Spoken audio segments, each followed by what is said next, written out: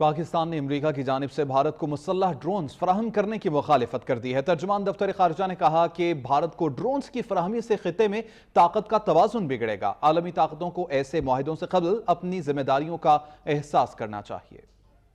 तर्जुमान दफ्तर खारजा नफीस ज़करिया ने हफ्तावार ब्रीफिंग देते हुए कहा कि अमेरिका की जानिब से भारत को मुसल्लह ड्रोन्स की फराहमी से खित्ते में ताकत का तवाज़ुन बिगड़ेगा। भारत को हसास मिलिट्री टेक्नोलॉजी फराहम करना इसे एडवेंचर पर उकसाना है। आलमी ताकतों को ऐसे माहिदों से कबल अपनी जिम्मेदारियों का एहसास करना चाहिए। भारत को किसी भी टेक्नोलॉजी की फराहमी के लिए आलमी माहिदों और ज़ाब्तों को मद्देनजर रखा जाए। Pakistan has consistently maintained that preserving regional stability should be the fundamental consideration in any international arms transfer.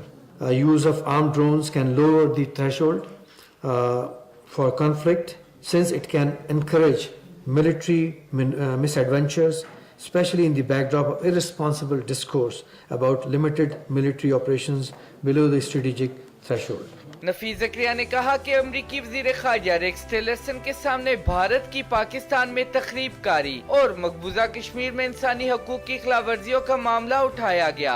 अमरीका ने पाकिस्तान के मशरकी और मगरबी बॉर्डर पर सूरत हाल का इदराक किया है। We did raise the issue of Indian involvement in terrorism in Pakistan and also mentioned the subversive activities carried out by RAW using terrorist based in Afghanistan.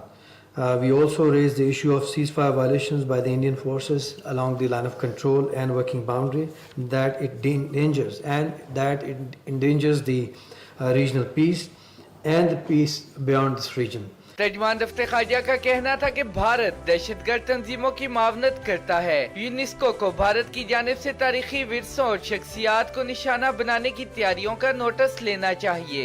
Cameraman Mudassar रहीम के साथ अनवर अब्बास, वक्त न्यूज, इस्लामाबाद।